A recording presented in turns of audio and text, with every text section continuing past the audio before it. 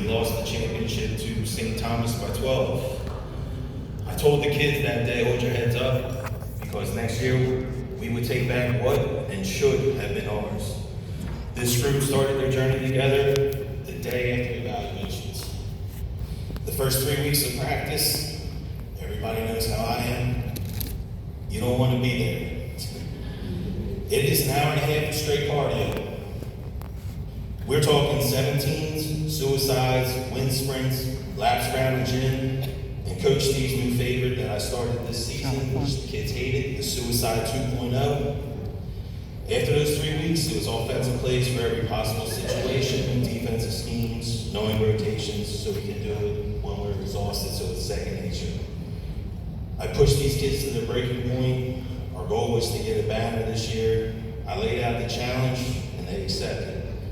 As we got ready for the season, I told the boys our second game was going to be a measuring where we stand, because we had the pleasure of playing St. Thomas. I got the team ready with the help of Matt Kelly, our hype man. Who is Matt?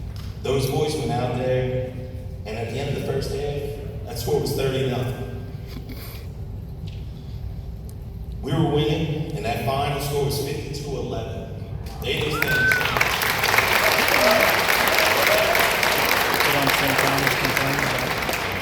The funny part about that, and it'll always be in my memory, as long as I got it, was the St. Thomas coach took out all of those kids, and took them out in the parking lot, and yelled at them for 10 minutes during halftime. That's always going to stick with me, because I thought that was comical. Like, well, why are we yelling? You knew it was coming. I mean, they knew it was coming, and there was nothing they could do about it. The regular season, we ended up being 12-0. So the first part of our goal was reached, regular season champs. Now was the second part, qualify for the diocese. And what better way to do it than our first round of playoffs against St. Thomas. It's a beautiful thing. So if you guys came to our games, you would know that my starters probably played a quarter game, and then I was always mixing our rotation. But for the playoffs, I told my starters, first 2 quarters are yours, guys. I want you to give them nothing, take from them everything. I want 30 spot at the end of the first quarter. Well, if you were there, at the end of the first quarter, they gave me 35 points. Come on. It was 53-11 at halftime. The final score was 67-23.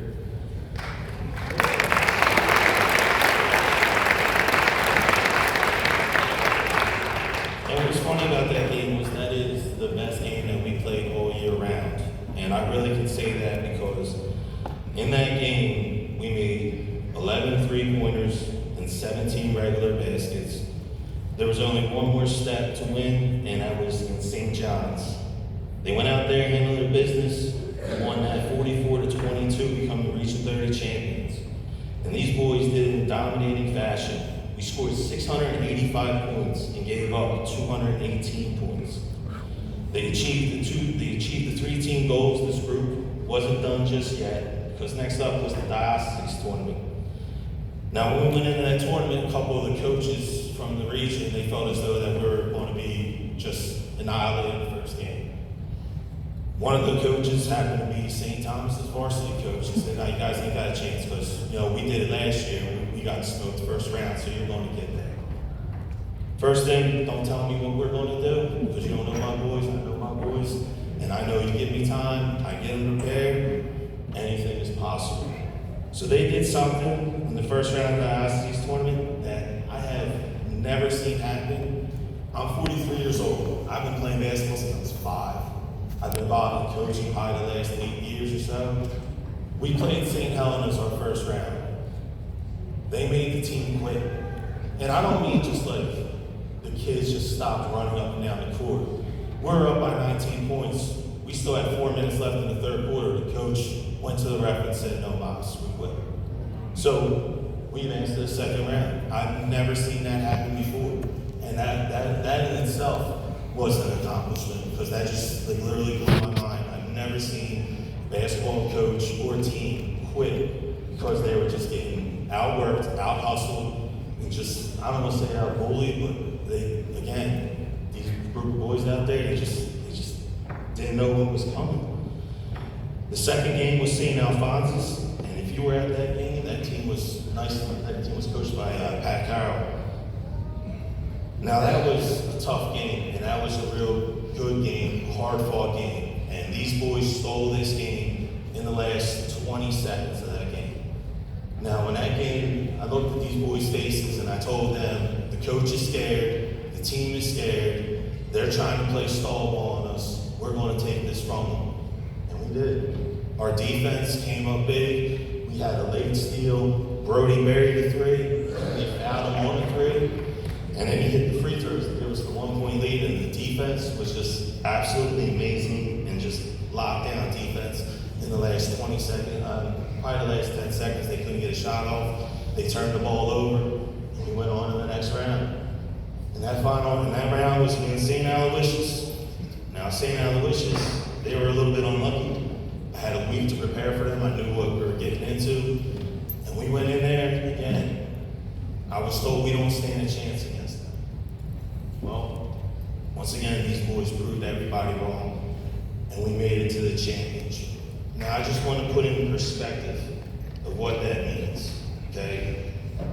So you got 117 schools in the Archdiocese. Out of 117 schools, 28 make the tournament. So we are a small school in this region. We're a small region. All these other schools, they get to pick from all different areas to make their team. Here we are, going against St. Anthony's in the championship. And when we got ready for that game, I was able to watch them play. They had 2 star players. In the game before that, they scored like 56 of their 60 points or something. And I said, we're not going to lose like that. I'm going to let everybody else beat us. So I put 2 kids, we did a triangle and 2. And that defense, it worked. I mean, we held them to 30 points between the 2, but they're role players. They knocked down some big shots. We tied it in the final 30 seconds, but we just ran out of gas. And we fell short. So we lost 48-44. But what these boys did was absolutely amazing. And I enjoyed the ride from start to finish with these kids. I mean, they knew what I was asking for them. They wanted to hang a banner. That's all they wanted. That's all we talked about. And it was a privilege and an honor to coach these boys and watch them do what they did. And I just want everybody to realize that the goal they set out for, they reached all 3 of them. And we just fell short of being a diocese champion. And I don't think the better team won that day. I really don't. The better team standing right here. They got lucky. We just ran out of time. That's how I look at it. I don't look at it as the lost team beat me. I just look at it as we ran out of time. And that's how I felt. Now, as far as the awards go, I did it a little different. I did do for most improved. Most improved goes to somebody on this team that last year started really developing this left hand. And it was amazing watching him. You could see the work. And this year, when he's out on the court, man, every loose ball just happened to find him, and he'll be under the basket, he'll put it in. But at the end of the year, if you left him open in the corner, just put 2 points on the board because he ain't missing. And that goes to Dio.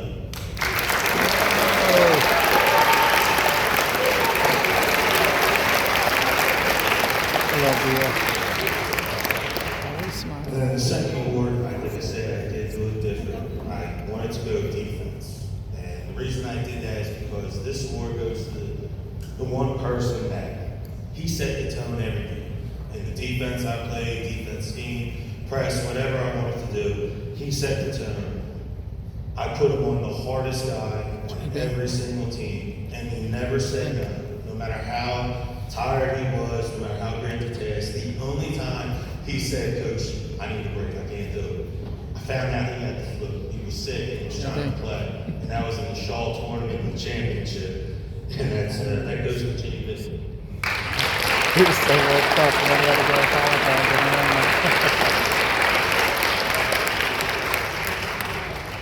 Now, the last guy for the Coach Award, he was a big part of our success. And during the one game, he asked me, Coach, can I drive? Like, I'm not shooting ball, right? I'm like, dude, I have been waiting because you have such a quick first step, it's deceiving because of how you're built, and you'll just annihilate the kids. They don't have a chance. And if there was a rebound that came off or he got the ball down low, he was just a man amongst boys. And that goes to Brody.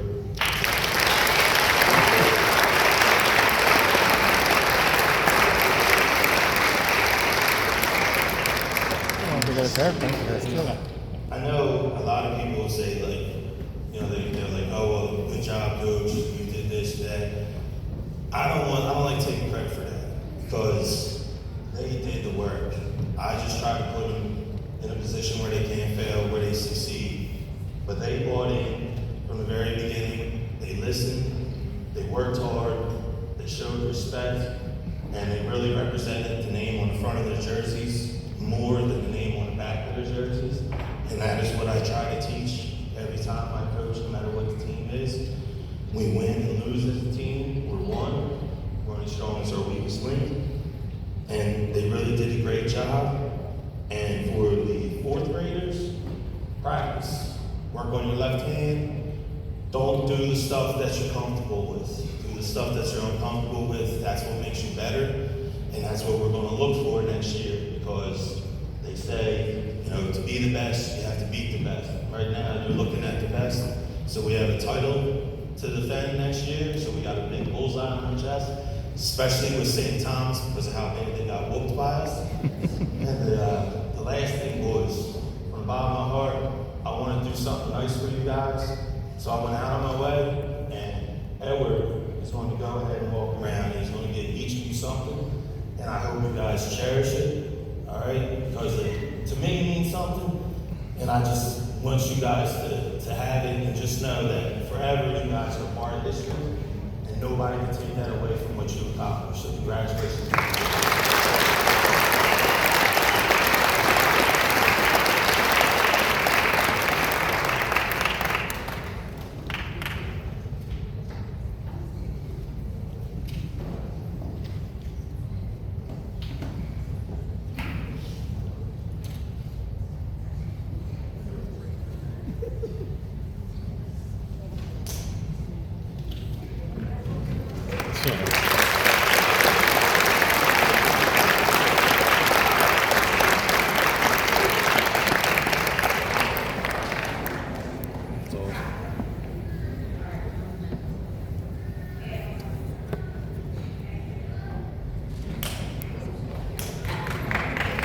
This is when if it was a movie, you'd walk over and put the ball at Ed's feet. So thank you, Ed. This is the second team that we're going to be able to hang not one but two banners, one for the region and one for being archdiocese and runner-up. Our next group is the JV boys baseball team, Coach Steve Kelly.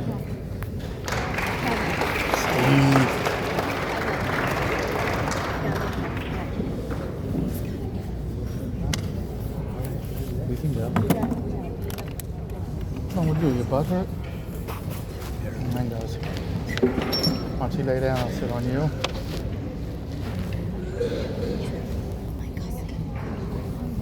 See you Monday, buddy. No, I want to see you this weekend. Oh, that's a tough act to follow, so I'm going to try to give you some of the time back. So baseball, JV baseball, it's amazing. I think we have a little resurgence going on in baseball around here. We had a ton of